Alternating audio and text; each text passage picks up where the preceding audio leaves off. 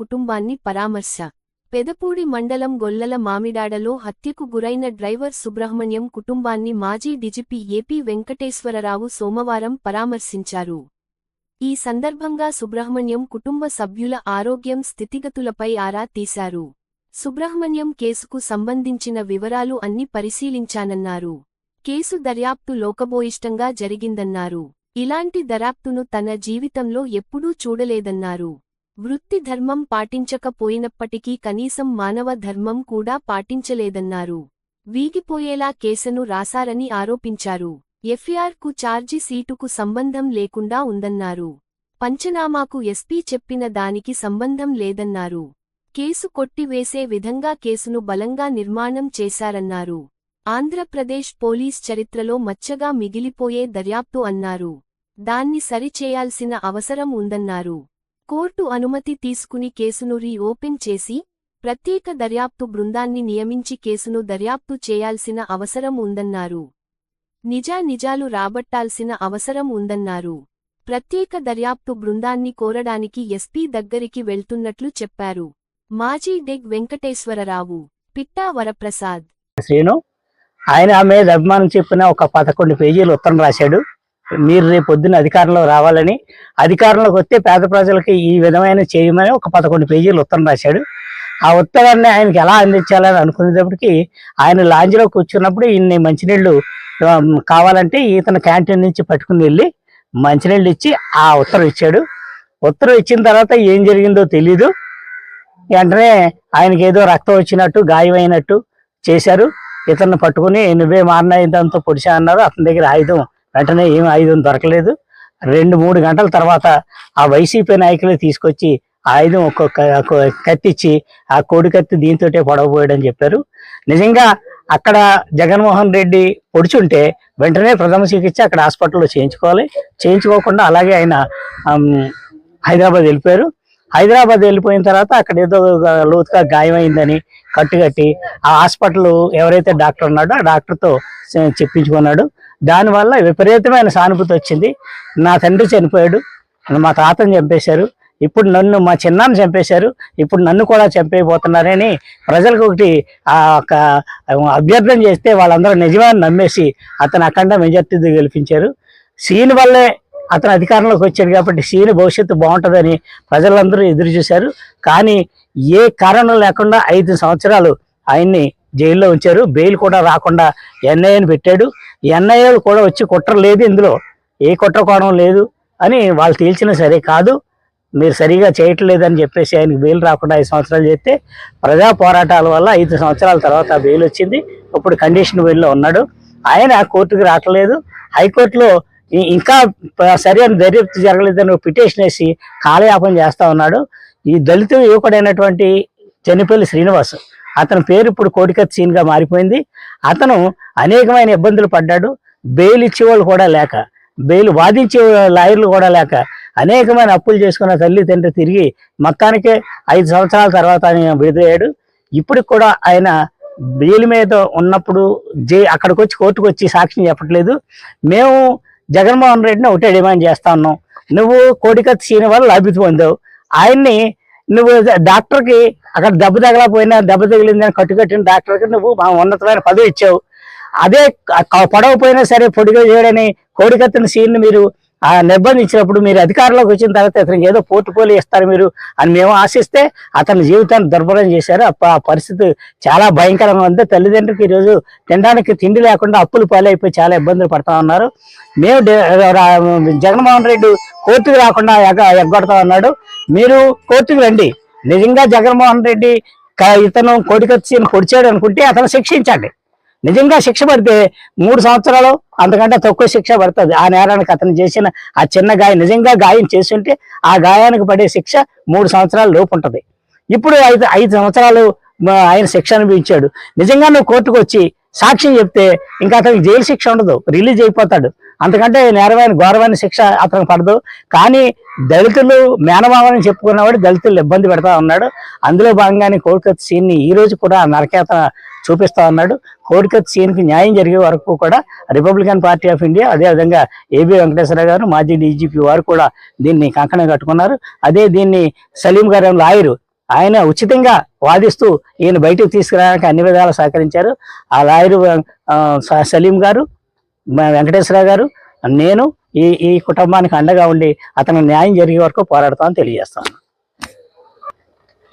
జగన్మోహన్ రెడ్డి 5 సంవత్సరాల పరిపాలనలో అనేక మంది దళితులకి అన్యాయం జరిగింది. దళితుల యొక్క సంక్షేమ పథకాలు, ఎప్పటి నుంచో ఉన్న సంక్షేమ పథకాలను అన్ని రద్దు చేశాడు. అలాగే డాక్టర్ సుధాకర్ని, అలాగే శ్రీని ఇక్కడ డోర్ డెలివరీ చేశాడు. అనంతబాబు అనే ఎమ్మెల్సీ వీధి సుబ్రహ్మణ్యాన్ని చంపేసి డోర్ డెలివరీ చేశారు. ఆ డోర్ డెలివరీ చేసినటువంటి అనంతబాబుని ఆయన పక్కన కూర్చోబెట్టుకుని తిప్పుకున్నాడు. ఆ విధంగా దళితులపై దాడులు, అత్యాచారాలు ఎక్కువగా జరిగినాయి. మాస్క్ పెట్టుకోలేదని కిరణ్ కుమార్ని చంపేశారు. అనేక మందిని ఇబ్బందులు పెట్టినటువంటి జగన్మోహన్ రెడ్డి ప్రభుత్వం ఏదైతే చేసిందో దాని బాధ్యతలందరినీ కలుసుకోవడానికి ఈరోజు ఒక కార్యాచరణ రూపొందించుకుని ఏబి వెంకటేశ్వరరావు పనిచేస్తా ఉన్నారు. దాంట్లో భాగంగానే ముందు జనపల్లి శ్రీనివాస్ కుటుంబాన్ని పరామర్శించడానికి అక్కడ టానేలంకి వెళ్ళారు. ఈరోజు మన కాకినాడ జిల్లా ఈ మామిడాడి గ్రామానికి కూడా వస్తున్నారు. ఈ తల్లిదండ్రులు కలిసి వీళ్ళ ఆవేదన అంతా విన్న తర్వాత ఇక్కడి నుంచి వెళ్ళి కలెక్టర్ గారిని, ఎస్పీ గారిని కలిసి ఎవరైతే ఇంకా నిందితులు ఉన్నారో నిందితులను అరెస్ట్ చేయాలని, వాళ్ళకి ఇవ్వాల్సిన 2 ఎకరాల భూమి ఇస్తానని ప్రభుత్వం చట్ట ప్రకారంగా చెప్పినా ఇప్పటివరకు 2 ఎకరాల భూమి ఇవ్వలేదు. ఇల్లు కట్టించిస్తామని చెప్పారు, పట్టా ఇచ్చారు కానీ ఇల్లు ఇవ్వలేదు. ఇల్లు కట్టించి ఇవ్వాలని కొడుకు కోడలకు ఉద్యోగం ఇచ్చారు. కోడల్ని వైసీపీ వాళ్ళు కొనేసి వల్ల కోడలు వాళ్ళ ఇంటికి వెళ్ళిపోయి అక్కడి నుంచి ఈ తల్లిదండ్రులు ఈ అత్తమామను చూడడం మానేసింది. ఆవిడ గవర్నమెంట్ ఉద్యోగం ప్రభుత్వం ఇచ్చిన ₹1 కూడా వీళ్ళకి సాయం చేయకుండా ఆ పుట్టిన మనవరాలను కూడా వీళ్ళకి అమ్మమ్మకి నాన్నమ్మకి చూపించకుండా, తాతయ్యకి చూపించకుండా ఆవిడ వెళ్ళిపోయింది. వీళ్ళని ఆదుకునే దారి లేదు.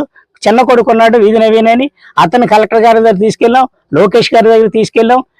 మా ప్రభుత్వం వచ్చిన తర్వాత ఖచ్చితంగా నీకు ఉద్యోగం ఇచ్చి నీ కుటుంబాన్ని ఆదుకుంటామని మా చెప్పారు. కానీ ఇప్పటి వరకు జరగలేదు. ఇప్పుడు ఇదే విషయం మీద మాట్లాడడానికి, నవీన్కి ఉద్యోగం ఇప్పించడానికి, అలా 2 ఎకరాల పొలం ఇప్పించడానికి, అదేవిధంగా నెల నెల 5,000 రూపాయలు పెన్షన్ ఇచ్చేవారు. ఆవిడకి ఆ పెన్షన్ కూడా అయిపోయింది. ఆ పెన్షన్ కూడా నెల నెల ఇచ్చే విధంగా చర్యలు తీసుకోవాలని కలెక్టర్ని కలవడానికి, మేము ఇంకా ఒక్క మనిషి చంపడానికి అవకాశం లేదు. 33 దెబ్బలు పైన ఉన్నాయి, 3 దెబ్బలు లోపల ఉన్నాయి.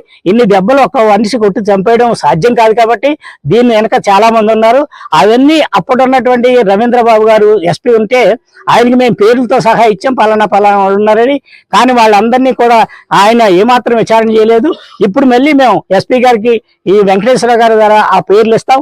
ఆ పేర్లు ఇచ్చి వాళ్ళందరినీ ఎంక్వైరీ చేసి ఆ పేర్లు ఇప్పుడు మీ మీడియాకి మేము చెప్పం, ఎందుకంటే అది బయటకు వెళ్ళిపోతే వాళ్ళు జాగ్రత్త పడతారు. కాబట్టి మేము ఈరోజే ఆ పేర్లు ఇచ్చి వాళ్ళందరినీ కూడా అరెస్ట్ చేసి వాళ్ళందరి దగ్గర నుంచి నిజాలు రాబట్టి వాళ్ళని కూడా ముద్దాయిగా చేర్చి వాళ్ళందరినీ శిక్షించాలండి. ఆ శిక్ష పడే వరకు కూడా వాళ్ళకి అండంగా రిపబ్లికన్ పార్టీ ఆఫ్ ఇండియా, అదేవిధంగా ఏబి వెంకటేశ్వర గారు, ముప్పల సుబ్బారావు గారు, ఈరోజు ముప్పల సుబ్బారావు గారిని ప్రభుత్వమే ప్రత్యేక పీపీగా నియమించింది. ఈ కేసు త్వరితగతినే దాన్ని విచారణ చేసి బాధితులకు న్యాయం చేయాలని మేము ప్రభుత్వాన్ని డిమాండ్ చేస్తా ఉన్నాం.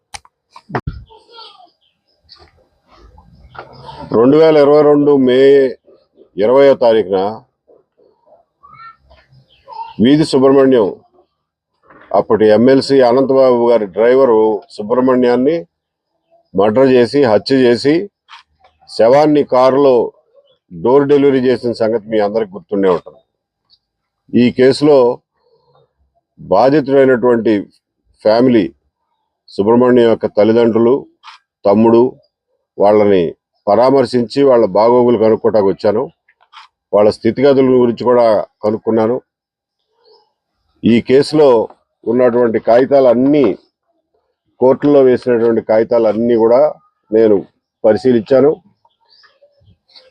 ఈ కేసులో జరిగినటువంటి ఇన్వెస్టిగేషన్, దర్యాప్తు, ఇంత లోపభూయిష్టమైన దర్యాప్తు, ఇంత తప్పుడు దర్యాప్తు ఒక హత్య కేసులో జరగడం నా జీవితంలో నేను ఎప్పుడు చూడలే. నా ఉద్యోగం 35 ఏళ్లలో ఇంత దారుణమైన దర్యాప్తు జరగడం ఎప్పుడు చూడలే. అంత నిర్దాక్షిణ్యంగా ఒక దళిత కుర్రాడు చనిపోయాడు, అతనికి న్యాయం చేయాలి అనే వృత్తి ధర్మాన్ని పాటించడమే కాకుండా మానవతా ధర్మం కూడా లేకుండా అన్యాయంగా ఈ కేసుని ఖచ్చితంగా వీగిపోయేటానికి ఎలా రాయాలో అలా రాసినట్టుగా ఉంది కాగితాలన్నీ. ఎఫ్ఐఆర్కి, ఛార్జ్ షీట్కి సంబంధం లేదు. మధ్యవర్తుల పంచనామాకి ఎస్పీ చెప్పేదానికి సంబంధం లేదు. ఛార్జ్షీట్ దాని అంతటా అదే వీగిపోయేటట్టు, కేసు కొట్టివేసేటట్టుగా ఈ కేసుని బలంగా నిర్మాణం చేశారు. ఇది ఆంధ్రప్రదేశ్ పోలీస్ చరిత్రలోనే ఒక మచ్చగా మిగిలిపోయేటటువంటి దర్యాప్తు. దీన్ని సరిచేయాల్సినటువంటి అవసరం ఉంది. తక్షణం దీని మీద ఈ కేసుని రీఓపెన్ చేసి, కోర్టు నుంచి పర్మిషన్ తీసుకుని రీఓపెన్ చేసి, ఒక ప్రత్యేక పోలీసు బృందాన్ని, దర్యాప్తు బృందాన్ని నియమించి ఈ కేసుని మళ్ళీ మొదటి నుంచి దర్యాప్తు చేయాల్సిన అవసరం ఉంది. నిజానిజాలు బయటికి తేల్చాల్సిన అవసరం ఉంది. ఈ విషయం చెప్పడానికి ప్రత్యేక దర్యాప్తు బృందం ఏర్పాటు చేయమని చెప్పి కోరడానికి ఎస్పీ గారి దగ్గరికి వెళ్తున్నాను. అట్లాగే ఈ రోజున ఈ కుటుంబం పొట్టబోసుకోవడానికి కాకినాడ వెళ్ళి అక్కడ అపార్ట్మెంట్లో వాచ్మెన్గా ఉండే పరిస్థితి నుంచి ఈ రోజున ఇంత చిన్న గ్రామంలో 4 ఏళ్లలో పాచి పని చేసుకుని బతకాల్సినటువంటి పరిస్థితికి నెట్టబడింది. ఇదంతా కేవలం వాళ్ళకి వచ్చినటువంటి బెదిరింపులు, అధికారం మదంతో, దౌష్ట్యంతో వాళ్ళని అక్కడి నుంచి వెళ్ళగొట్టి ఇక్కడ పనులేవి చేసుకునే పరిస్థితి లేకుండా వాళ్ళ బతుకులు నాశనం చేశారు.